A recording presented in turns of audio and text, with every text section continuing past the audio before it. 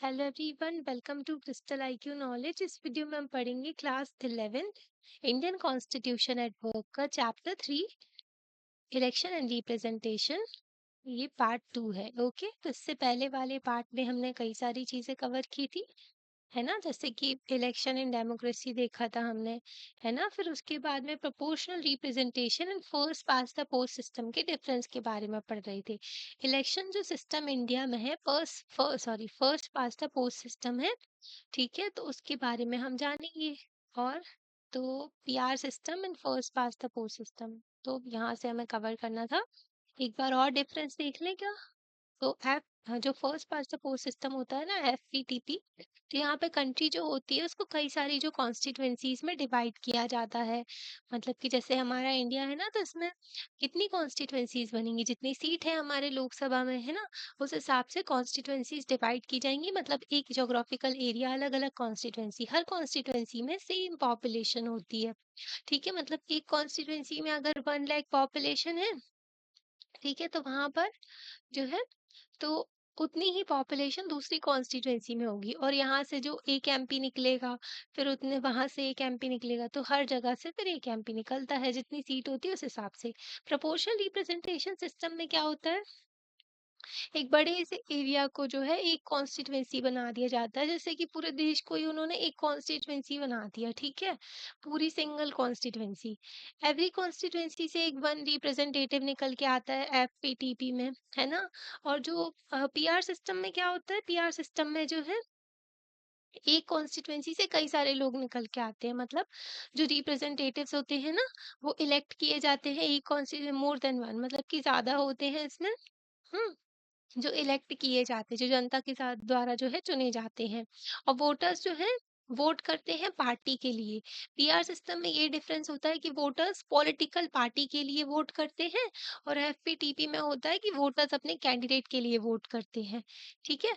जो पार्टी जो होती है, इसको सीट मिलती है इस पद जो उनको, हाँ मतलब पार्टी को ज्यादा, सॉरी, हमारे यहाँ भी एफपीटीपी है, तो पार्टी को ज्यादा सीट मिलती है, वोट्स से भी ज्यादा, ठीक है। वोट अगर कम मिले तो चल जाता है, पर सीट ज्यादा मिलती है। एफपीटीपी में क्या होता है, जैसे कि किसी को 20% वोट मिले, ठीक है, किसी को 25% वोट मिले, है ना, एक और को 25% मिल गए, ओके, किसी को 30% वोट मिल गए, ठीक है। अगर ये कैंडिडेट्स जो खड़े हुए हैं, ठीक है, इलेक्शन में, ए हो गया, बी हो गया, सी और डी, तो जिसको सबसे ज्यादा वोट मिलेंगे ना वो जीत जाएगा, तो डी वाला जीत जाएगा, तो बाकी के वोट गए फालतू में, ठीक है, बेकार हो गए, है ना। तो ऐसा होता है क्योंकि जो है सीट्स जो जिसको कम मतलब ज्यादा वोट मिलते हैं ना, वो हमारे यहाँ इलेक्शन के थ्रू चूज किया जाता है।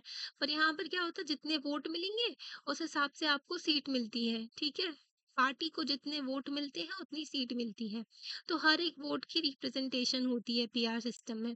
कैंडिडेट जिसको जीतना होता है उसको 50+1 वोट्स की जरूरत नहीं होती है यहाँ पर। जैसे कि 30% वोट में भी ये कैंडिडेट जीत गया, है ना। पर पीआर सिस्टम में जो होता है ना इलेक्शन में, तो यहाँ पर मेजोरिटी ऑफ वोट चाहिए पड़ते हैं, मतलब 50+1 वोट तो चाहिए। एफपीटीपी जो है यूके में है, इंडिया में है। तो हमारा देश जो है, एक तो यूके ने इतने सालों तक रूल किया है ना, ब्रिटेन ने, ठीक है, तो इसलिए इनका सिस्टम हमारे यहाँ अडॉप्ट किया गया। इजराइल हो गया, नेदरलैंड्स हो गया, यहाँ पर जो है पीआर सिस्टम किया जाता है, ठीक है। प्रपोर्शनल रिप्रेजेंटेशन, प्रपोर्शनल रिप्रेजेंटेशन जो है, ज्यादा रिप्रेजेंटेशन होती है लोगों की, क्योंकि हर एक वोट की रिप्रेजेंटेशन होती है। यहाँ पर देखो बाकी के सारे वोट जो है बेकार ही चले गए, क्योंकि 30% वोट वाला जीत गया, है ना। अब यहाँ पर देखो पीआर सिस्टम हमारे राज्यसभा में भी है। थर्ड वेरिएंट, तो पीआर सिस्टम के भी कई सारे वेरिएंट, जैसे कि अभी सिंगल कॉन्स्टिट्युएंसी वाला देखा, ओके। तो हमारे यहाँ थोड़ा डिफरेंट वाला फॉलो किया जाता है, प्रोपोर्शनल रिप्रेजेंटेशन सिस्टम, जो राज्यसभा के इलेक्शन होते हैं। पार्लियामेंट में 3 चीजें होती हैं, ठीक है। पार्लियामेंट में कौन कौन होता है, राज्यसभा, लोकसभा एंड प्रेसिडेंट, ठीक है। पार्लियामेंट में ये 3 होते हैं, ओके। तो पीआर सिस्टम जो है सिंगल ट्रांसफरेबल वोट सिस्टम यहाँ पर फॉलो किया जाता है राज्यसभा के इलेक्शन में। लोकसभा के इलेक्शन तो डायरेक्टली होते हैं, जिसमें एफपीटीपी फॉलो किया जाता है ना, जो कि अभी हमने समझा, ओके। तो यहाँ पर जो है राज्यसभा के इलेक्शन में जो है कौन सा single transferable vote system follow किया जाता है। हर स्टेट से एक स्पेसिफिक कोटा होता है, जो कि सीट होती है राज्यसभा में। राज्यसभा को काउंसिल ऑफ स्टेट भी कहते हैं, ठीक है। क्योंकि ये स्टेट्स को रिप्रेजेंट करते हैं, है ना। तो मेंबर्स जो होते हैं elected by the represent respective state legislative assembly. Her state में लेजिस्लेटिव असेंबलीज होती हैं, ठीक है, जो कि लॉ मेकिंग का काम करती हैं अपने स्पेसिफिक एरिया में, जो स्टेट के एरिया में आप जिस स्टेट से बिलोंग करते हैं वहां पर होगी, है ना। तो लेजिस्लेटिव असेंबलीज होती हैं, जैसे कि लोकसभा होती है ना नेशनल लेवल पे, वैसे ही तो लेजिस्लेटिव असेंबली से इलेक्ट होके आते हैं कौन, ये राज्यसभा के मेंबर्स। वोटर्स जो है MLA, voters are the MLA, voters are the MLA in that state. जो वोटर्स होते हैं ना, लोकसभा में वोटर्स जो होते हैं डायरेक्टली पीपल्स होते हैं, है ना। पर जो राज्यसभा में जो वोटर होते हैं ना, वो एमएलएज होते हैं। एमएलए जो कि लेजिस्लेटिव असेंबली में मेंबर ऑफ लेजिस्लेटिव असेंबली जो होते हैं, तो वो वोट करते हैं फॉर राज्यसभा के इलेक्शन में, ठीक है। राज्यसभा के इलेक्शन में जो है वोटिंग कौन करता है, एमएलए करते हैं। एवरी एवरी वोटर जो है उसको रैंक करना पड़ता है कैंडिडेट को, ठीक है, उनके प्रेफरेंस के अकॉर्डिंगली। तो जैसे कि यहाँ पर ए बी और सी तीन कैंडिडेट हैं, ठीक है।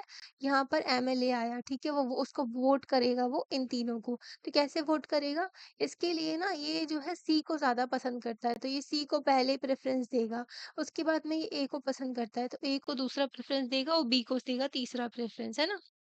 वैसे ही दूसरा एमएलए आएगा, फिर ये अलग प्रेफरेंस देगा, उसको ए ज़्यादा सूटेबल लग रहा है, ठीक है, फिर बी और फिर सी। तो इस हिसाब से प्रेफरेंसेस होते हैं कि किसको ज़्यादा इंपॉर्टेंस दे रहे हो आप, किसको लायक समझ रहे हो।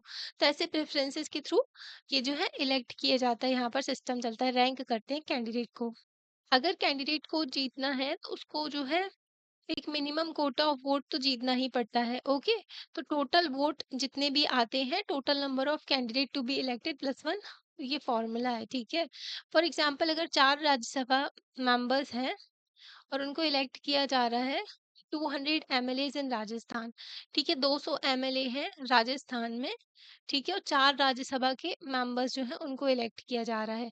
तो विनर को जो है 200, यहाँ पे 40 प्लस 1 5 हो गया, ठीक है। तो इस तरीके से, और यहाँ पर 41 वोट्स, है ना। तो ऐसे कैलकुलेट करते हैं, इतना कैलकुलेशन में जाने की जरूरत नहीं है वैसे, ओके, ठीक है। तो इतना तो समझिए, अरे क्या हो रहा है, हाँ हाँ, ओह माय गॉड। मतलब कि जैसे कि 200 एमएलए होते हैं, है ना, तो 200 एमएलए के नीचे लग गया 40, टोटल नंबर ऑफ कैंडिडेट्स 4 थे, सॉरी, 4 कैंडिडेट प्लस 1 हो गया, है ना। तो यहाँ पर 200/5 हो गया, मतलब कि 40 जो हो गए क्या, 40 वोट पर 1 और प्लस करना है, यहाँ पर जो दिया है तो इसमें 1 प्लस 41 वोट्स, है ना।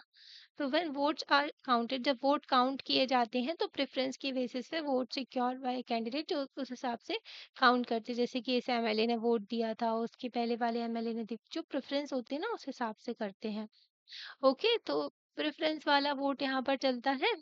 अकाउंटिंग के बाद में ऑल फर्स्ट प्रेफरेंस वोट को निकाला जाता है, और जो भी कैंडिडेट होता है उसको फिल करना पड़ता है कोटा, जो ये कोटा निकल के आया ना 40+1 वाला। कैंडिडेट जिसने सिक्योर किए होते हैं लोएस्ट वोट फर्स्ट प्रेफरेंस में, तो उसको एलिमिनेट कर दिया जाता है, ठीक है। जैसे कि सी एलिमिनेट हो गया इनमें से सबसे, क्योंकि इसका प्रेफरेंस जो है सबसे कम लोगों ने दिया, है ना। तो इसको एलिमिनेट कर दिया। अब ए और बी के बीच में फिर से इलेक्शन होता है, ठीक है, और इनके वोट जो है ट्रांसफर किए जाते हैं। जो सेकंड सेकंड प्रेफरेंस वाला है उसको वोट ट्रांसफर कर दिए जाते हैं, तो फिर से फिर इलेक्ट किया जाता है ना। तो ये प्रोपोर्शनल रिप्रेजेंटेशन होता है, पूरे देश में फॉलो नहीं कर सकते, बहुत ज्यादा मतलब इतना बड़ा देश है अपना, इतनी सारी पॉपुलेशन है, तो इतना ही बड़ा तो सिस्टम होता है इलेक्शन का, है ना। तो ये सिस्टम पूरे देश में फॉलो नहीं कर सकते। तो इंडिया ने अडॉप्ट क्यों किया एफपीटीपी, तो आंसर जो है ज्यादा डिफिकल्ट नहीं है गैस करना, ठीक है, क्योंकि आपने रीड किया अभी बॉक्स में किस तरीके से राज्यसभा का इलेक्शन होता है ना। तो कितना कॉम्प्लिकेटेड सिस्टम हो जाता है, लोगों को समझ में ही ना आए, है ना। हम स्टूडेंट्स परेशान हो जाते हैं समझने में, है ना? तो स्टूडेंट्स भी थोड़ा डिफिकल्ट होता है समझना। तो मतलब जनता कॉमन मैन जो है उन लोग तो और ही नहीं समझेंगे फिर, है ना? वो अपने काम में बिजी रहते हैं, तो डिफिकल्ट हो जाएगा वो पूरे देश में ये इम्प्लीमेंट करना भी। तो रीजन है कि reason for the popularity and success, जो एफटीपी सिस्टम है उसकी सक्सेस इसलिए निकली क्योंकि वो सिंपल है ना? मतलब वोट दो और जो भी जिसको भी सबसे ज्यादा वोट मिले वो जीत जाएगा। तो एंटायर इलेक्शन इलेक्शन जो सिस्टम है हमारे यहाँ एक्सट्रीमली सिंपल है। जो कॉमन वोटर्स है ना, तो वो भी समझ पाए। अब जब देश आजाद हुआ था, आप सोचो इतनी कॉम्प्लिकेटेड चीज इम्प्लीमेंट कर सकते क्या? उस टाइम पर लिटरेसी लेवल, मतलब लोग पढ़े लिखे भी नहीं थे, है ना? इतनी ज्यादा प्रॉब्लम फेस कर रहा था हमारा देश, गरीबी थी, भुखमरी थी, ठीक है? ऊपर से ये भी उनके ऊपर बोझ डाल देते तो और प्रॉब्लम हो जाती। ठीक है? तो कोई स्पेशलाइज़्ड नॉलेज नहीं है जिसको पॉलिटिक्स इलेक्शन के बारे में, वो भी ये समझ जाएगा, ठीक है, जिसको सबसे ज़्यादा वोट मिलेंगे वो जीत जाएगा, है ना? तो एफपीटीपी सिस्टम जो है सिंपल है। तो ये ना क्लियर चॉइस था कि जो वोटर्स जो हैं अच्छे से इसको समझ पाते, और इलेक्शन के टाइम पर वोटर्स जो है सिंपली जो है कैंडिडेट जो है अपने हिसाब से उसको समझ सकता है। वोटर्स जिसको पसंद करता है, ठीक है, जो भी वोटर या फिर कैंडिडेट को पसंद करता है या फिर पार्टी को, तो वो उसको वोट दे देते हैं। Depending on the nature of actual politics, हमारे यहाँ जो पॉलिटिक्स है उसकी नेचर के अकॉर्डिंगली वोटर्स जो है ज़्यादा इंपॉर्टेंस जो है पार्टी को देते हैं, कैंडिडेट को, या फिर दोनों में बैलेंस करते हैं, ठीक है? आपने देखा होगा कि आपके पेरेंट्स ही वोट करने जाते होंगे तो पार्टी को ज्यादातर वोट देते, ये नहीं देखता कोई कि मतलब कि अगर न जनरली बता रहे हो कि सभी लोग जो है पार्टी को देखते हैं और पार्टी को वोट दे देते हैं। ये नहीं देखते कि वो कैंडिडेट कितना पढ़ा लिखा है, या फिर कोई क्रिमिनल केसेस तो नहीं है, कितनी प्रॉपर्टी है उसकी। ये सारा डेटा अवेलेबल होता है, ठीक है? सबको पब्लिश करना होता है ये डेटा, जो जितने भी कैंडिडेट इलेक्शन में जो कंटेस्ट करने के लिए खड़े होते हैं ना, तो वो लोग एफपीटीपी सिस्टम जो है वोटर्स को एक चॉइस देते हैं, नॉट सिंपली बिटवीन पार्टीज के बीच में, बट स्पेसिफिक कैंडिडेट के बीच में। तो आपको पार्टी भी आप चूज कर सकते हो, आपको पार्टी के अकॉर्डिंगली वोट करना है या फिर कैंडिडेट के अकॉर्डिंगली वोट करना है, कैंडिडेट जो पसंद है। दूसरे इलेक्टोरल सिस्टम में ना, जैसे कि पीआर सिस्टम हो गया, तो वोटर्स जो है वो पार्टी को ही चूज कर सकते हैं और पार्टी अपने हिसाब से फिर उनके जो है रिप्रेजेंटेटिव जो है पार्टी की लिस्ट से निकल के आएंगे, ठीक है? तो इसलिए यहाँ पर जो है no one representatives who represent, मतलब पता ही नहीं चलता है कि कौन किसको रिप्रेजेंट कर रहा है, क्योंकि पार्टी की लिस्ट है। पार्टी जो है अपनी लिस्ट के अकॉर्डिंगली जो है कैंडिडेट को जो है डिवाइड कर देगी कॉन्स्टिट्युएंसीज वगैरह, है ना? तो किस कॉन्स्टिट्युएंसी से कौन सा पर्सन रिप्रेजेंटेशन कर रहा है, तो ये डिफिकल्ट हो जाता है थोड़ा वहां पर। ओके, तो रिस्पॉन्सिबल कौन है लोकेलिटी के लिए, ये भी हम जिम्मेदार नहीं ठहरा पाते पीआर सिस्टम में। एफपीटीपी में क्या होता है कि जो हमारे यहाँ से सीट से इलेक्शन के लिए खड़ा हुआ है वो अगर जीतता है, ठीक है, जो भी हम इस कॉन्स्टिट्यूएंसी से जीतता है, तो लोग जानते हैं कि हाँ ठीक है ये हमारा रिप्रेजेंटेटिव है, अगर कुछ भी कांड होगा तो इससे जाकर के बोलेंगे। कॉन्स्टिट्यूएंसीज जो बेस्ड सिस्टम होता है जैसे कि एफपीटीपी, तो वोटर्स अपने रिप्रेजेंटेटिव को जानते हैं यहाँ पर, ठीक है, कि कौन है जो हमारे यहाँ से जो हमको जो है रिप्रेजेंट कर रहा है, ठीक है? उसको अकाउंटेबल ठहराते हैं अगर कुछ भी वो गलत हरकतें करता है तो। ओके, तो मोर इम्पोर्टेंटली जो मेकर्स हमारे संविधान बनाने वाले थे ना, तो उनको भी लगा पीआर सिस्टम जो है, पीआर बेस्ड इलेक्शन जो है सूटेबल नहीं होगा, क्योंकि स्टेबल गवर्नमेंट के लिए पार्लियामेंट्री सिस्टम है, ठीक है? हमको स्टेबल गवर्नमेंट भी चाहिए, 5 साल तक तो टिकी रहे गवर्नमेंट, पता चला बार बार गिर रही है। तो हम स्टडी करेंगे nature of parliamentary system of executive in the next chapter. तो पार्लियामेंट्री सिस्टम जो एग्जीक्यूटिव है ना, उसको नेक्स्ट चैप्टर में हम पढ़ेंगे। इस सिस्टम में जो है एग्जीक्यूटिव जो होते हैं, एग्जीक्यूटिव कौन होगा? एग्जीक्यूटिव जो कि चुने गए हैं जनता के द्वारा, ठीक है, जो लॉ को इम्प्लीमेंट करने का भी काम करते हैं, और जो मतलब कि देखो, जिस पार्टी को सबसे ज्यादा वोट मिले हैं तो वो गवर्नमेंट फॉर्म करेगी, ठीक है? तो वो क्या बन गए? एमपी बन गए, ठीक है? नेशनल पार्लियामेंट की बात कर रहे हैं, तो उनको वोट मिली तो वो एमपी बन गए, ठीक है? तो अब ये जो एमपी है वो एग्जीक्यूटिव भी कहलाएंगे और लेजिस्लेचर भी। लेजिस्लेचर क्योंकि वे लॉ मेकिंग का काम करेंगे, और एग्जीक्यूटिव क्योंकि ये लॉ को इम्प्लीमेंट करने का काम करेंगे। और जो एमपी दूसरी पार्टी के थे वो भी तो जीते हैं ना, कुछ जीते हैं, पूरे नहीं जीत पाए। ओके, तो वो एमपी भी तो लेजिस्लेचर का काम कर रहे हैं, पर ये लेजिस्लेचर बस है, एग्जीक्यूटिव नहीं है। एग्जीक्यूटिव में ये वाले भी आ जाते, ये वाले होते हैं जो कि जीतते हैं। ठीक है, तो सिस्टम में जो है एग्जीक्यूटिव जो है मेजोरिटी में होते हैं लेजिस्लेचर में।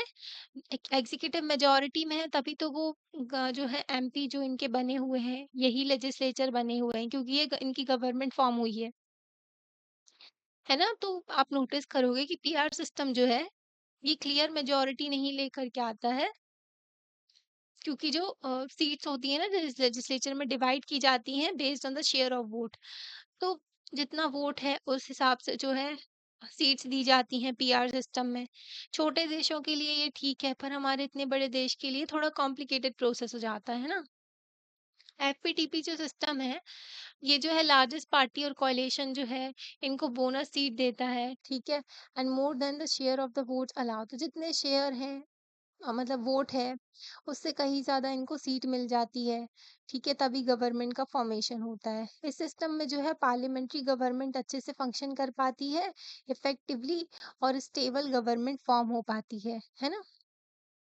एफपीटीपी सिस्टम जो है एनकरेज करता है वोटर्स को कि जो डिफरेंट सोशल ग्रुप हो गए वहां से भी कोई भी आ सके और इलेक्शन में जीत सके, है ना। तो कितने सारे लोग इलेक्शन में कंटेस्ट करते हैं, है ना। रिजर्वेशन भी होता है एसटी एसटी के लिए।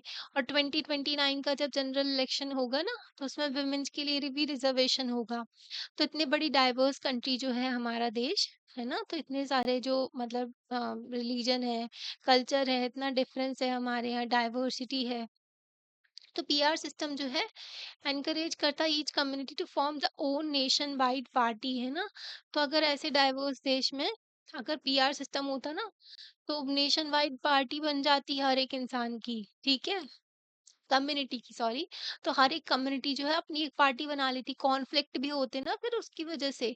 तो इसलिए हमारे कॉन्स्टिट्यूशन मेकर्स जो है उन्होंने जो है एफपीटीपी चुना। एक्सपीरियंस जो रहा कॉन्स्टिट्यूशन का, ठीक है, वर्किंग ऑफ द कॉन्स्टिट्यूशन का कंफर्ट कर दिया कि जो एक्सपेक्टेशन है कॉन्स्टिट्यूशन मेकर्स की, ठीक है। तो आपको दिख जाएगा कॉन्स्टिट्यूशन देख के जो एक्सपेक्टेशंस हैं कॉन्स्टिट्यूशन मेकर्स की। एफपीटीपी सिस्टम जो है ये सिंपल है और फैमिलियर था ऑर्डिनरी वोटर्स के लिए। देखो इतना कॉम्प्लिकेटेड नहीं है, जिसको ज्यादा वोट मिलेंगे वो जीत जाएगा, है ना। वो जिसको ज्यादा वोट मिलेंगे, जिसके ज्यादा एमपीज होंगे, वो जो है गवर्नमेंट का फॉर्मेशन कर लेते हैं। तो लार्जर पार्टीज को भी हेल्प करते हैं ये कि वो जीत सकें क्लियर मेजोरिटी के साथ में सेंटर में, स्टेट लेवल में लेजिस्लेटिव असेंबलीज होती वहां पर। तो ये सिस्टम जो है डिस्करेज करता है पॉलिटिकल पार्टीज को that get all there votes only from one cast और कम्युनिटी। अगर पीआर सिस्टम होता हर कम्युनिटी अपनी पार्टी बना लेती और सब लोग अपनी कम्युनिटी वालों को वोट देते, कास्ट वालों को, तो बहुत ज्यादा प्रॉब्लम हो जाती ना हमारे देश में। नॉर्मली जो एफपीटीपी सिस्टम है इससे टू पार्टी सिस्टम भी निकल करके आता है, ठीक है। तो इसका मतलब है कि two major competitors for power, जैसे कि अभी करेंटली देखने को मिल रहा है। तो हमारे यहाँ जैसे कि 8 या 9 जो नेशनल पार्टियां, पर जो बीजेपी जो है ना, और कांग्रेस हो गया, आम आदमी पार्टी, तो अभी आम आदमी पार्टी का ज्यादा चल नहीं रहा है। पर हाँ इन दोनों के बीच में कंपटीशन ज्यादा होता है, ओके।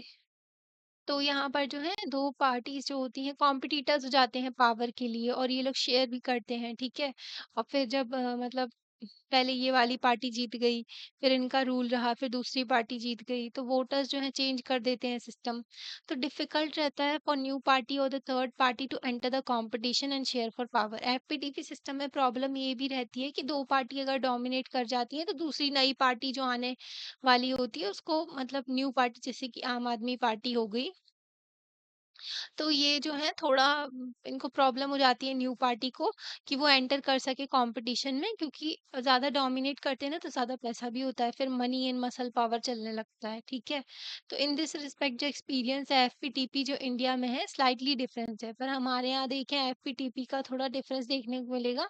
आफ्टर इंडिपेंडेंस के बाद में जो एफपीटीपी सिस्टम अडॉप्ट किया गया तो वन पार्टी डोमिनेंस चल रहा था, ठीक है, उस टाइम के बाद में, क्योंकि आईएनसी जो था वो इंडियन इंडिपेंडेंस स्ट्रगल का पार्ट था, इसलिए लोग जो है बहुत ज़्यादा कनेक्टेड थे। पहले के लीडर्स की बात अलग थी ना, जब हमारा देश आज़ाद हुआ था वो देश को आगे लेकर के चलना चाहते थे। वो जानते थे कितनी प्रॉब्लम्स के बाद में हमने ये जो है हमें हमारा देश मिला है, ठीक है, आज़ादी मिली है ना। तो वो जानते थे कि जो इसकी कीमत क्या है, ठीक है? उसके बाद के जो जब ये जो है पहले ये फ्रीडम स्ट्रगल का पार्ट थी, है ना? बाद में ये क्या बन गई, सिर्फ़ एक पॉलिटिकल पार्टी जो कि अपने पॉलिटिकल इंटरेस्ट पे फ़ोकस करने लगी, ठीक है? तो इन इसके बाद से जब ये वन पार्टी डोमिनेंस चला, जब लोग परेशान हो गए इनसे, जब ये लोग एकदम पॉलिटिकल पार्टी जैसा मतलब अपना इंटरेस्ट फ़ॉलो करने लगे थे, तो फिर लोगों ने इनको पावर से हटाया, है ना? फिर कई सारी रीजनल पार्टीज़ इमर्ज हुई थी, है ना? 1989 के बाद में इंडिया ने विटनेस किया था मल्टी पार्टी कोalition। इंडिया में तो इतनी सारी पार्टीज़ एक्सिस्ट करती हैं पॉलिटिकल पार्टी, तो यहाँ पर मल्टी पार्टी कोalition देखने को मिला था। एट द सेम टाइम जो कई सारे स्टेट्स में टू पार्टी कॉम्पिटिशन भी इमर्ज हुआ, है ना? कई सारे स्टेट्स में 2 पार्टी का कॉम्पिटिशन भी हुआ। बट अगर देखें तो इंडिया का जो पार्टी सिस्टम है, इंडिया के जो पार्टी सिस्टम का फीचर क्या है कि जो कोalition का राइज हुआ, कोalition मतलब गठबंधन शुरू हो गए जब कई, जैसे कि एक बड़ी पार्टी हो गई, ठीक है? उस टाइम पर कांग्रेस एक बड़ी पार्टी थी, इनके खिलाफ कौन सी छोटी छोटी पार्टियों ने संगठन बना लिया, तो इन्होंने अपना कोalition बना के इसने इनको हरा दिया था, ठीक है? तो न्यू स्मॉलर पार्टीज जो है वो भी इलेक्टोरल कंपटीशन सिस्टम में आ गई थी, तो एफपीटीपी सिस्टम इंडिया का थोड़ा डिफरेंट रहा। रिजर्वेशन ऑफ कॉन्स्टिट्यूएंसी, तो हमने एफपीटीपी सिस्टम देखा जो हमारे यहाँ फॉलो किया जाता है, ठीक है? इलेक्शन का जो सिस्टम फॉलो किया जाता है एफपीटीपी, तो कैंडिडेट जिसको हाईएस्ट वोट मिलते हैं किसी पर्टिकुलर कॉन्स्टिट्यूएंसी से वो जीत जाता है। ओके, तो इसकी वजह से क्या होता, डिसएडवांटेज हो जाता जो स्मॉलर जो सोशल ग्रुप थे, मतलब जो छोटे छोटे ग्रुप थे ना, तो उनके लिए तो गलत चीज़ हो जाती, क्योंकि जो इंडियन सोशल कंटेक्स्ट में देखें तो हमारे यहाँ कास्ट बेस्ड डिस्क्रिमिनेशन की चीज़ें रही हैं ना हमारे देश में। तो सोशल सिस्टम जो है हमारे यहाँ का थोड़ा डिस्क्रिमिनेशन पे बेस्ड है। तो एफपीटीपी सिस्टम जो है इलेक्टोरल सिस्टम, तो ये इसका मतलब क्या हो जाता है कि डोमिनेंट सोशल ग्रुप जिनके पास में पावर है, जिनकी जो कास्ट के बेसिस पे लोग वोट करते तो वो जीत जाते हैं ना। और जो पार्लियामेंट में इनका ही दबदबा चलता, जो कि अगर स्टेट लेजिस्लेटिव असेंबली में भी, ठीक है? तो इन चीज़ों को काउंटर करने के लिए जो है जो ऑप्रेस्ड सोशल ग्रुप थे, उनको उनका रिप्रेजेंटेशन होता ही नहीं फिर। और हमारे पार्लियामेंट का मतलब क्या है, यहाँ पर हर एक सेक्शन का रिप्रेजेंटेशन होना चाहिए ना लॉ मेकिंग में, ठीक है? अपने देश में, ठीक है? तो हमारा कॉन्स्टिट्यूशन जो है उन्होंने इस डिफिकल्टी के बारे में जानते थे, हर एक चीज़ के बारे में। जो हमारे कॉन्स्टिट्यूशन मेकर्स जो संविधान बनाने वाले थे, वो लोग चीज़ों के बारे में समझते थे। इसलिए उन्होंने एक तरीका निकाला कि फेयर रिप्रेजेंटेशन हो सके, जस्ट रिप्रेजेंटेशन हो सके हर एक सेक्शन का, ठीक है? ऑप्रेस्ड सोशल ग्रुप का भी, जिनके साथ में हिस्टोरिकली डिस्क्रिमिनेशन किया गया है, ठीक है? भेदभाव किया गया है, क्योंकि कास्ट बेस्ड डिस्क्रिमिनेशन की वजह से सोसाइटी बहुत ज़्यादा डिवाइडेड थी। 1950s की बात कर रहे हैं, अभी भी कास्ट सिस्टम के बारे में अगर देखो तो लोकली छोटे-छोटे शहरों में, है ना? तो वहाँ पर ये सब चलता है, गाँव में भी चलता है ये कास्ट बेस्ड सिस्टम जो विलेज साइड है ना, तो अभी भी चलता है। तो उस टाइम पर तो कितना ज़्यादा कास्ट सिस्टम चला करता होगा, है ना? तो इस चीज़ों को काउंटर करने के लिए यहाँ पर जो है डिबेट चली बहुत ज़्यादा, है ना? Independence and the British government had introduced separate electorate. British government ने तो इनके मोटिव अलग थे, सेपरेट इलेक्टोरेट दिया था, मतलब कि अगर मुस्लिम्स को सेपरेट इलेक्टोरेट दिया है, तो मतलब कि मुस्लिम्स के लिए जो है सीट्स रिजर्व कर दी, और इनको वोट भी सिर्फ मुस्लिम ही करेंगे, ठीक है? ऐसे ही उन्होंने सिख के लिए सीट रिजर्व की, तो सिख जो है उनको वोट जो है सिर्फ सिख ही करेंगे। तो ये सिस्टम जो है ब्रिटिश वाला था, पर इसकी वजह से क्या हो रहा था, बहुत ज़्यादा डिवीजन क्रिएट हो रहा था हमारे देश में। सेपरेट इलेक्टोरेट जो है कर्स था इंडिया के लिए, ठीक है? ये एक जो क्या था, श्राप था। इसकी वजह से जो है बहुत ज़्यादा हार्म पहुँचा हमारे देश को, क्योंकि सेपरेट इलेक्टोरेट जो है सब पहले तो मुस्लिम्स को दिया गया ना, उसकी वजह से उनके अंदर जो है वो फीलिंग आ गई थी डिवीज़न वाली। कुछ लोगों के अंदर आई थी जो कि लीडर्स थे, उन्होंने बाकी सारों को प्रमोट किया इन सब चीज़ों के लिए, है ना? तो we Muslim want to merge in the nation, for God sake keep your hands off reservation for the Muslims community. तो इन्होंने क्या किया था, जो ब्रिटिशर्स थे इन्होंने जो है सेपरेट इलेक्टोरेट देके डिवाइड कर दिया था हमारे देश को। ये जो सिस्टम था इसको कम्युनल रिप्रेजेंटेशन भी कह रहे थे, क्योंकि ये जो है रिलीजन के बेसिस पे वो लोग रिजर्वेशन वगैरह दे रहे थे। और जो हमने आपको बताया ना कि पर्टिकुलर कम्युनिटी से जो इलेक्टिंग रिप्रेजेंटेटिव्स होते थे, सॉरी, तो जो पर्टिकुलर कम्युनिटी से जो इलेक्टेड रिप्रेजेंटेटिव्स होते थे, तो वोटर्स जो होते थे एलिजिबल होते थे उन्हीं को वोट करने, मतलब उन्हीं की कम्युनिटी के, जैसे कि हमने आपको बताया ना, मुस्लिम जो अगर इलेक्शन के लिए खड़ा हुआ तो उनको सभी लोग वोट उनके जो कम्युनिटी के हैं मुस्लिम्स होंगे वही वोट देंगे। ठीक है, तो कॉन्स्टिट्यूएंट असेंबली में कई सारे मेंबर्स ने जो है इसका एक्सप्रेस किया, कितनी ज्यादा दिक्कत है इसका, है ना, कंसर्न एक्सप्रेस किया, डर एक्सप्रेस किया कि ये जो है हमारे देश में जो है ये ठीक नहीं हो रहा है ना। लिए डिसाइड किया गया और अडॉप्ट किया गया सिस्टम ऑफ रिजर्व्ड कॉन्स्टिट्यूएंसी, मतलब कि कुछ लोगों के लिए रिजर्व कर दी जाएंगी कॉन्स्टिट्यूएंसी। इन दिस सिस्टम जो सारे वोटर्स जो है उस कॉन्स्टिट्यूएंसी के लिए वोट करेंगे, ऐसा नहीं है पर्टिकुलर कम्युनिटी का पर्सन वोट करेगा। बस कैंडिडेट जो है वो उसके लिए रिजर्व कर देते हैं कि वो जो है एक पर्टिकुलर कम्युनिटी से आएगा, सोशल सेक्शन से, जैसे कि शेड्यूल ट्राइब जो है, तो उनके लिए एक एक जो है रिप्रेजेंटेशन, उनके लिए एक रिजर्व कर दी कॉन्स्टिट्यूएंसी, ठीक है, उनका एक रिजर्वेशन कर दिया। अब यहाँ पे जो है सभी लोग वोट करेंगे, ऐसा नहीं होगा कि ये जो है शेड्यूल ट्राइब से, तो शेड्यूल ट्राइब वाले बस वोट करेंगे, ठीक है। यहाँ पे सारे लोग, सारे सिटीजन्स जो है भारत के, वो वोट करने का अधिकार रखते हैं, वो लोग वोट करेंगे, है ना, जो भी उस कॉन्स्टिट्यूएंसी से बिलोंग करते हैं। तो जो सोशल ग्रुप थे ना, जो हमारे देश में अलग अलग फैले हुए थे, है ना, तो पर्टिकुलर कॉन्स्टिट्यूएंसीज से जो है इनका इतना ज़्यादा जो है क्या था, इस कॉन्स्टिट्यूएंसीज में उनके पास में इतने वोटर्स थे ही नहीं कि वो जो है इन्फ्लुएंस कर सके और जीत सकें, किसका कैंडिडेट जो है उनका जीत सके। ठीक है, तो इसलिए जो पूरे देश में देखा गया कि साइजेबल ग्रुप है अच्छे खासे, मतलब जो है कम्युनिटी, उस टाइम कम्युनिटी वाली फीलिंग जो है ना वो बहुत खतरनाक हो जाती है इन लोगों की। मतलब कि किसी की भी अगर लोग जो है एकदम अपने आप को भूल जाते हैं कि वो भारत के नागरिक है ना, तो बस कम्युनिटी, रिलीजन, इन सब चीज़ों पर फोकस करने लगते हैं। तो प्रपोर्शन जो प्रॉपर रिप्रेजेंटेशन हो सके, सिस्टम ऑफ रिप्रेजेंटेशन जो रिजर्वेशन लेकर के आया, पहले तो रिजर्वेशन पॉलिटिक्स में आया था ताकि जो है इक्वल रिप्रेजेंटेशन दी जाए, फिर एजुकेशन में भी दिया गया था, है ना। तो सोशली एंड एजुकेशनली जो बैकवर्ड जो पीपल थे ना, तो उनके लिए दिया गया था। इकोनॉमिक क्राइटेरिया नहीं था, क्योंकि इकोनॉमी के बेसिस पे कभी रिजर्वेशन खत्म ही नहीं होगा। इकोनॉमी के बेसिस पे कैसे, ये एजुकेशन के बेस, एजुकेशन और जॉब का जो रिजर्वेशन हम आपको बता रहे हैं, तो सोशली एंड एजुकेशनली बैकवर्ड जो पीपल है उनको दिया गया था। जो मतलब कि सोसाइटी में उनके साथ में भेदभाव हुआ है, वो एजुकेशन उनको ढंग से नहीं मिली है ना। तो अगर देखिए इकोनॉमी का बेसिस नहीं था कभी भी रिजर्वेशन, पर अभी जो है हमारे जो गवर्नमेंट है उन्होंने इकोनॉमिकली वीकर सेक्शन को रिजर्वेशन दिया है। इकोनॉमी कभी खत्म ही नहीं होता, क्योंकि जो रिजर्वेशन, जैसे कि किसी के पास में मर्सिडीज है और किसी के पास में जो है सिंपल कार है, तो यहाँ पर वो सिंपल कार वाला अपने आप को गरीब समझेगा। किसी के पास में आईफोन है, किसी के पास में जो है गैलेक्सी का कुछ भी कोई भी फोन है ना, तो वो अपने आप को गरीब, ये इकोनॉमी का जो है क्राइटेरिया कभी खत्म ही नहीं होगा, है ना। तो रिजर्वेशन ऐसे बढ़ता गया, बट यहाँ पर ज़्यादा ज़रूरी था, मतलब पॉलिटिक्स में रिजर्वेशन का, क्योंकि यहाँ पर इनकी रिप्रेजेंटेशन इंश्योर करना ज़रूरी था। तो हमारे संविधान जो है वो प्रोवाइड करते हैं कि इसको रिजर्वेशन ऑफ सीट जो है लोकसभा में और स्टेट लेजिस्लेटिव असेंबली में schedule caste and schedule tribe को, ये जो प्रोविजन है 10 साल के लिए था, फिर इसको और बढ़ाते गए, ठीक है। तो ताकि जो है इक्वल रिप्रेजेंटेशन हो सके, तो अभी जो है 2030 के लिए ये एक्सटेंड हो गया है कि अभी 30 तक और चलेगा, ठीक है। फिर उसके बाद में फिर पार्लियामेंट डिसाइड करेंगी, तो पार्लियामेंट डिसीजन लेते हैं कि इसको एक्सपेंड और एक्सटेंड करना है कि नहीं, और बढ़ाना है कि नहीं। रिजर्वेशन जो है इस हिसाब से बढ़ता जाता है। जो नंबर ऑफ सीट्स रिजर्व की गई है proportion to their share in the population, जितनी पॉपुलेशन उस हिसाब से सीट रिजर्व की गई है। 543 इलेक्टेड सीट थी लोकसभा में, ठीक है। इसमें से 84 जो है शेड्यूल कास्ट के लिए रिजर्व की गई है और 47 जो है शेड्यूल ट्राइब के लिए। 26 जनवरी 2019 का डेटा है ये।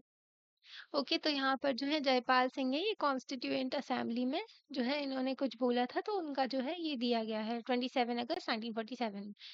तो इन्होंने बोला है कि वो कुछ फ्यू वर्ड्स बोलना चाहते हैं on behalf of the Adivasis of India, जो आदिवासी है ना, शेड्यूल ट्राइब है, जो जंगलों में रहा करते थे, है ना। तो ये थैंक कर रहे हैं पॉलिटिकल पार्टीज को, और थैंक यू कर रहे हैं ब्रिटिश गवर्नमेंट को एंड हर एक इंडियन सिटीजन को, क्योंकि ये बोल रहे हैं कि हम आइसोलेटेड थे हमेशा, एक एज इट वर इन अ जू, जैसे कि एक जू में आइसोलेटेड रहते हैं एनिमल्स, सॉरी, तो मतलब, तो इनको ना मतलब अकेला छोड़ दिया गया था लोगों के द्वारा, है ना, ऐसा बोलते हैं कि ये लोग जो है अलग हैं हमसे, डिफरेंस है, तो ऐसा क्रिएट करते हैं लोग सोसाइटी में, डिस्क्रिमिनेशन, है ना। पर ये चाहते हैं कि हम सब लोग मिक्सअप हो आपके साथ में, है ना। तो इन्होंने बोला ये, जो कि जयपाल सिंह थे, तो इन्होंने रिजर्वेशन ऑफ सीट जो है इनका लेजिस्लेचर में, तो उसके लिए ये कंसर्न थे, ठीक है। तो we have not asked for separate electorate, इन्होंने बोला हम सेपरेट इलेक्टोरेट के लिए नहीं मांग कर रहे हैं, सेपरेट इलेक्टोरेट जिसमें एक कम्युनिटी का इंसान और उसी कम्युनिटी के लोग बस वोट करते थे। तो अंडर द 1935 एक्ट इन्होंने बोला सेपरेट इलेक्टोरेट नहीं चाहते हैं हम, रजिस्ट्रेशन में हम जो है क्या 24 आदिवासी एमएलएज हैं जो है 1585 में आउट ऑफ, ठीक है। तो not a single representative at a centre पर जो है एमएलए तो थे ये आदिवासी, पर सेंट्रल गवर्नमेंट जो है वहां पर जो है इनकी रिप्रेजेंटेशन नहीं थी, तो रिजर्वेशन के लिए बात की गई थी यहाँ पर, ठीक है। तो कौन डिसाइड करता है, कॉन्स्टिट्यूएंसीज जो है रिजर्व की जा रही हैं, ठीक है, रिजर्वेशन जो कॉन्स्टिट्यूएंसीज में, और कॉन्स्टिट्यूएंसीज की बाउंड्री कितनी होगी, कितनी पॉपुलेशन की, उस हिसाब से डिवाइड किया जाएगा।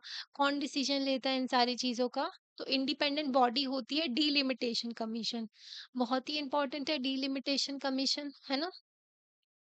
तो डीलिमिटेशन कमीशन सेटअप किया जाता है प्रेसिडेंट के द्वारा। अपॉइंट कौन करता है, प्रेसिडेंट ऑफ इंडिया इनको अपॉइंट करते हैं। ये कोलैबोरेशन सब जो साथ में काम करते हैं इलेक्शन कमीशन ऑफ इंडिया के, अपॉइंट किया जाता है इनको डीलिमिटेशन कमीशन को, ताकि ये बाउंड्री सेटअप कर सके कॉन्स्टिट्यूएंसीज की, ठीक है। मतलब कि एक स्टेट में जो है ना, जो आपका जो है जैसे अलग अलग कॉन्स्टिट्यूएंसीज भी हो सकती हैं, जैसे आप जो है इस एरिया से बिलोंग करते हो, ठीक है, तो यहाँ पर जो है ये कॉन्स्टिट्यूएंसी यहाँ पर हो गई, तो इक्वल टू पॉपुलेशन, तो इनकी बाउंड्रीज के हिसाब से डिवाइड किया जाता है, उनको वोटिंग एरिया दिया जाता है कि यहाँ पर जाकर के वोट करना है। तो हर एक कॉन्स्टिट्यूएंसीज में इक्वल पॉपुलेशन होती है ना। तो डीलिमिटेशन कमीशन जो होता है हर एक सेंसस के बाद में लाने को कहा गया था, पर हमारे यहाँ पॉपुलेशन बढ़ रही थी इससे, और साउथ की पॉपुलेशन कम हो रही थी, इसलिए इसको जो है रोक दिया गया था कुछ सालों के लिए, है ना। तो फिर अभी जो नेक्स्ट डीलिमिटेशन बाद में आएगा,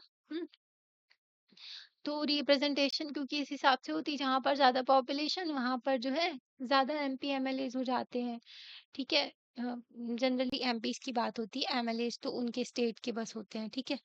तो कोटा जो है कॉन्स्टिट्यूएंसीज का रिजर्व किया जाता है, हर चीज हर स्टेट में फिक्स्ड किया जाता है इनकी प्रपोर्शन के अकॉर्डिंगली, एससी एसटी के लिए, ठीक है। तो ये काम भी डीलिमिटेशन कमीशन करते हैं कि रिजर्वेशन कर दिया जाता है सीट्स का, बाउंड्रीज ड्रॉ करते हैं। डिलिमिटेशन कमीशन देखते हैं जो composition of population in the constituencies, कितनी पॉपुलेशन है उस हिसाब से डिवाइड किया जाता है। जो भी कॉन्स्टिट्यूएंसीज होती हैं जिनका जिसमें हाईएस्ट प्रपोर्शन होता है शेड्यूल ट्राइब पॉपुलेशन का, उनको रिजर्व कर दिया जाता है एसटी के लिए, जहाँ पर ज्यादा एसटी की पॉपुलेशन होती है ना ट्राइब्स की, वहां पर। इन केस अगर शेड्यूल कास्ट है तो डिलिमिटेशन कमीशन दो चीजें देखते हैं, ठीक है। शेड्यूल कास्ट में दो चीजें देखी जाती हैं, तो यहाँ पर कॉन्स्टिट्यूएंसीज देखते हैं जहाँ पर ज्यादा प्रपोर्शन होता है शेड्यूल कास्ट पॉपुलेशन का, बट ये लोग जो है दूसरी कॉन्स्टिट्यूएंसीज में स्प्रेड होते हैं, दूसरे रीजन में भी, मतलब कि एक जगह पर शेड्यूल कास्ट की खूब सारी पॉपुलेशन है, दूसरे रीजन में भी मतलब अलग अलग जगह रह रहे हैं, अलग अलग कॉन्स्टिट्यूएंसीज में, ये सब चीजें देखी जाती हैं। बिकॉज शेड्यूल कास्ट की जो पॉपुलेशन है हर जगह है, मतलब हमारे देश में, ठीक है। मतलब ये भेदभाव का सिस्टम पूरे देश में चल रहा था ना, तो हर जगह पॉपुलेशन है इनकी, तो इनके लिए रिजर्व की जाती हैं constituencies, can be rotated each time, जब डीलिमिटेशन एक्सरसाइज की जाती है ना, डीलिमिटेशन जो है इनके लिए रिजर्वेशन करते हैं कॉन्स्टिट्यूएंसीज का। कॉन्स्टिट्यूशन जो है जो है सिमिलर प्रोविजन नहीं रखते हैं दूसरे डिसएडवांटेज ग्रुप के लिए। अगर देखें तो डिमांड होती है और ज्यादा कि रिजर्वेशन होना चाहिए seats in Lok Sabha and legislative assembly में विमेंस के लिए, ठीक है। अभी जो है 106 कॉन्स्टिट्यूशनल अमेंडमेंट किया गया 2023 में, रिजर्वेशन दिया गया विमेंस को, 33% रिजर्वेशन दिया गया। तो वेरी फ्यू वुमेन, बहुत ही कम जो है विमेन्स हैं जो रिप्रेजेंटेटिव बॉडीज में अगर देखें तो हाईएस्ट पोजीशन में भी देखें, चाहे वो हेल्थ की कमिटी हो या फिर कोई और कमिटी हो, ठीक है, कमीशन हो या फिर कोई भी बॉडी हो, ठीक है, हमारे देश में टॉप पोजीशन पे तो विमेन बहुत ही मतलब देखा ही नहीं जाता है उनको, है ना। तो ऐसे ही पार्लियामेंट में भी देखो तो इनकी संख्या कम है, स्टेट लेजिस्लेटिव असेंबलीज में तो है ही नहीं। अभी प्रेजेंटली देखो आपको कौन सीएम दिखेगा, ठीक है, विमेन है कोई सीएम, सिर्फ एक ही है, वेस्ट बंगाल की, है ना? तो ममता बनर्जी जी, तो उनके अलावा है ही नहीं, है ना? और अगर देखें तो जैसे कि सीएम हो गया, ठीक है, पीएम कितनी बनी है अभी तक? एक ही पीएम बनी है अपनी, है ना? जो एक फीमेल थी, इंदिरा गांधी जी, है ना? तो इसके अलावा जो है देखने को नहीं मिलता है विमेन्स जो है पॉलिटिक्स में इनका रिप्रेजेंटेशन नहीं हो रहा, मतलब 50% पॉपुलेशन का रिप्रेजेंटेशन ही नहीं है ना प्रॉपर। तो ये भी प्रॉब्लम है, तो इनका रिप्रेजेंटेशन हो इसलिए रिजर्वेशन बोलते हैं। ठीक है, तो ये भी डिमांड होती है कि आप ऐसा रिजर्वेशन मत प्रोवाइड करो, ठीक है, पार्लियामेंट और स्टेट लेजिस्लेटिव असेंबली में आप पॉलिटिकल पार्टीज में रिजर्वेशन मतलब पॉलिटिकल पार्टीज में कोटा डिफाइन करो, ठीक है। तो दूसरे देशों में ऐसे ही होता है कि पॉलिटिकल पार्टीज खुद अब जो है टिकट्स देते हैं औरतों को इलेक्शन लड़ने के लिए। पर अभी हमारे यहाँ देश में 106वां जो संविधान में चेंज किया गया और वुमेन्स के लिए रिजर्वेशन जो है प्रोवाइड कर दिया गया। पर ये जो इम्प्लीमेंट होगा 2029 में इम्प्लीमेंट होगा, तो अभी 5 साल है ना?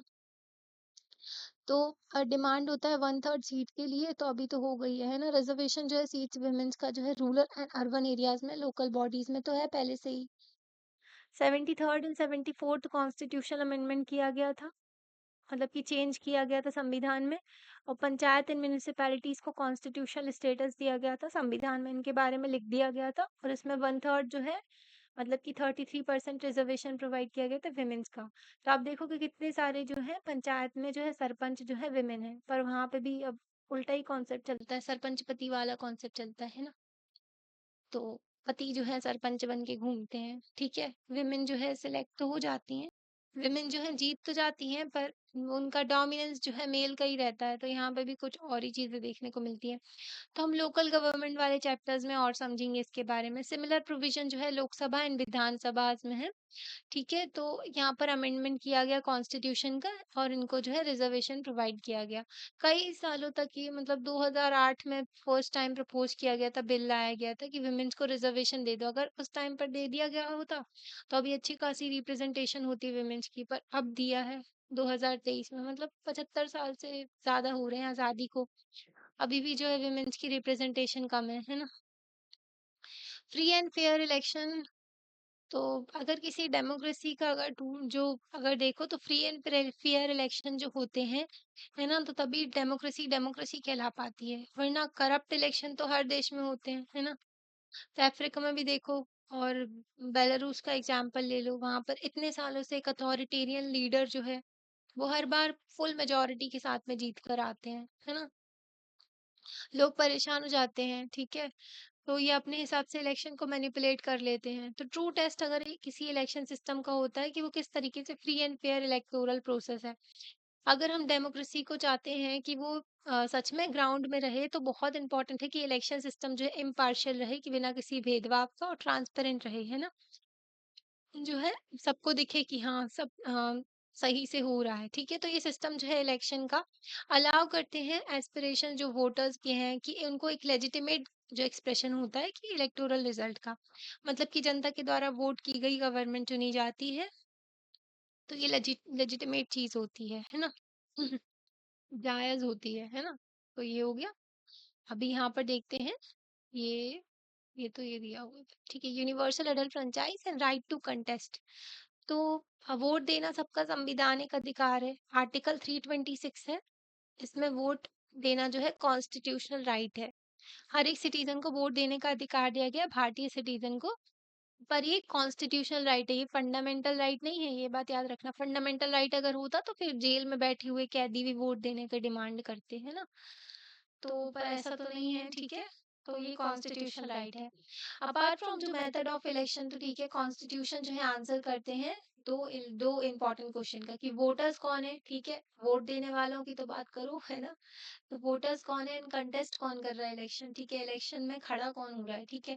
तो ये बोथ ये जो है तो हमारे संविधान जो है इन्होंने अच्छे से डेमोक्रेटिक प्रोसेस भी हमें प्रोवाइड किया हुआ है। तो आप जानते हैं कि डेमोक्रेटिक इलेक्शन जो होते हैं इसमें सारे अडल्ट सिटीजन जो है हमारे देश के, तो किसी कंट्री के, तो एलिजिबल होते हैं वोट देने के लिए। तो इसी को यूनिवर्सल अडल्ट फ्रेंचाइज कहते हैं, कि सभी लोगों को वोट देने का अधिकार है जो कि अडल्ट है, ठीक है। तो कई सारे देश में ना सिटीजन जो है उनको बहुत टाइम तक जो है फाइट करनी पड़ी, वोटिंग अधिकार के लिए स्ट्रगल करना पड़ा, ठीक है, रूलर्स के साथ में भी। तो कई सारे देश में जो है विमेन्स को बहुत ज़्यादा स्ट्रगल, जैसे कि यूएस हो गया, यूके हो गया, ठीक है, ये जो बड़े-बड़े देश हैं जो अपने आप को महान कहते हैं, जो डेवलप्ड कंट्रीज़ हैं, तो यहाँ पर वोट देने के लिए विमेन्स को जो है मतलब वोटिंग अधिकार के लिए स्ट्रगल करना पड़ा कई मतलब सालों तक, ठीक है। और हमारे देश में जैसे ही आज़ादी मिली, आज़ादी के कई सालों तक इनको जो है वोटिंग का अधिकार नहीं था विमेन्स को। यहाँ पर जो है प्रॉपर्टी वाले मेल जो है उनको बस वोट देने का अधिकार था। तो हमारे यहाँ तो जैसे ही इंडिपेंडेंस हुई, तुरंत सभी लोगों को वोट का अधिकार दे दिया। तो मतलब इन देशों में ना कई सारे देश ऐसे थे जो कि आज़ादी के कई सालों बाद, मतलब 100 साल हो गए, 50 साल हो गए, वोट देने का अधिकार नहीं दिया हुआ सिटीजन्स को। ठीक है, पर हमारे यहाँ जो है फार्मर्स जो थे, कॉन्स्टिट्यूशन बनाने वाले जो थे, उन्होंने गारंटी कर दिया था, हर एक सिटीजन को वोट देने का अधिकार दिया था, राइट टू वोट दिया था। ठीक है, जैसे ही हमको आज़ादी मिली थी उसके बाद में 1989 में जो है, पहले 21 साल थी वोट देने का, मतलब कि 21 साल के हो गए तो वोट दे सकते हो, ठीक है। तो अभी जो है 1989 जो है उसमें चेंज किया गया, संविधान में अमेंडमेंट किया गया, ठीक है, और चेंज कर दिया गया यहाँ वोटिंग एज को रिड्यूस कर दिया गया, 18 कर दिया, मतलब अब जो है 18 साल है कि वोट देना है तो 18 साल के होना जरूरी होता है। अडल्ट फ्रेंचाइज जो इंश्योर करता है हर एक सिटीजन पार्टिसिपेट कर सके, जो सिलेक्टिंग, जो अपने रिप्रेजेंटेटिव को सिलेक्ट करने में। तो ये जो है प्रिंसिपल ऑफ इक्वालिटी को दर्शाता है, ठीक है। हर एक सिटीजन को इक्वली ट्रीट किया जा रहा है, ठीक है, नॉन डिस्क्रिमिनेशन, किसी कास्ट के बेसिस पे, रिलीजन के बेसिस पे, बर्थ के बेसिस पे या फिर सेक्स के बेसिस पे जो है वोटिंग का अधिकार नहीं है। यहाँ पर सभी लोगों को वोटिंग का अधिकार है क्योंकि वो सिटीजन है हमारे देश के, है ना। तो हमने चैप्टर जो है, जो राइट्स वाले चैप्टर में पढ़ा था ना, तो मैनी पीपल जो है उनको लगता है कि जो राइट टू वोट है हर एक सिटीजन को दे दिया, irrespective of educational qualification was right not right, sorry. तो मतलब कई लोग ऐसा भी बोलते हैं कि वोटिंग राइट तो दे दिया सबको, पर इनको एजुकेशन वगैरह है नहीं, इनको क्यों दे दिया, ये सही नहीं है। पर हमारे संविधान बनाने वाले ये बिलीव करते थे कि एबिलिटी, मतलब उस टाइम पर तो लिटरेसी रेट एकदम ही जीरो था, है ना, तो मतलब बहुत कम था, तो लोग पढ़े लिखे नहीं थे, उस टाइम पर वोटिंग का अधिकार दे दिया गया था। तो हर एक अडल्ट सिटीजन जो है इक्वल है in matter of deciding what is good for the society and the country, for their own constituencies. हर एक सिटीजन इम्पोर्टेंट है हमारे देश में, ठीक है। तो कॉन्स्टिट्यूशन मेकर्स जो है वो समझते थे इस बात को, वो बिलीव करते थे कि हर एक सिटीजन जो है हमारे देश के लिए इम्पोर्टेंट है, जो डिसाइड करेंगे कि उनकी देश के लिए क्या सही है। इसलिए सभी लोगों को यूनिवर्सल अडल्ट फ्रेंचाइज का अधिकार दिया, जो वोटिंग का अधिकार था। तो क्या सही है, तो जैसे राइट टू वोट का अधिकार है, वैसे ही right to contest to election, मतलब कि कोई भी इलेक्शन में खड़ा हो सकता है। सारे सिटीजन है उनको अधिकार है कि वो स्टैंड हो सके for election and become representative. तो आपको वोट देने का अधिकार तो है, आपको रिप्रेजेंटेटिव बनने का भी अधिकार है। There are different minimum age requirement, पर एज रिक्वायरमेंट अलग अलग है। जैसे कि अगर लोकसभा का मेंबर बनना है तो 25 साल की एज है, मतलब आपको 25 साल के हो गए तो इलेक्शन में आप जो है यहाँ पर जो है आप एक रिप्रेजेंटेटिव बन सकते हो। राज्यसभा की एज जो है 30 है, ठीक है। और गवर्नर बनने के लिए या फिर प्रेसिडेंट बनने के लिए एज जो होती है 35 होती है। पंचायत एंड म्युनिसिपैलिटी के इलेक्शन के लिए 21 होती है एज। तो ये डिफरेंट एज प्रिस्क्राइब की गई है कैंडिडेट्स के लिए भी। कुछ रेस्ट्रिक्शंस भी हैं, फॉर इंस्टेंस जैसे कि एक लीगल प्रोविजन है कि पर्सन जो भी, अगर जिसको भी जेल हुई होती है 2 साल की या से उससे ज्यादा की, तो उसको डिस्क्वालीफाई कर दिया जाता है इलेक्शन लड़ने से, ठीक है। मतलब एक क्रिमिनल को क्यों इलेक्शन लड़ने दिया जाएगा, है ना। तो जिसको 2 साल की एज होती है, सॉरी जेल होती है, या फिर 2 साल से ज्यादा की जेल होती है, उसको डिस्क्वालीफाई कर दिया जाता है इलेक्शन लड़ने से। बट कोई रिस्ट्रिक्शन नहीं है इनकम की, एजुकेशन की, क्लास, जेंडर और राइट टू कंटेस्ट इलेक्शन। तो किसी को एजुकेशन, पढ़ा लिखा हो ना हो, किसी क्लास से बिलोंग करता हो या नहीं, जेंडर वगैरह ये सब नहीं देखा जाता है। तो हमारा जो इलेक्शन सिस्टम है ओपन है हर एक सिटीजन के लिए। ओके, अब यहाँ से ना हम नेक्स्ट पार्ट में पढ़ेंगे। ओके, तो आपको वीडियो कैसा लगता है आप लाइक करके बता सकते हो, चैनल को सब्सक्राइब भी कर सकते हो और अपने फ्रेंड्स के साथ में शेयर भी कर सकते हो। Thank you.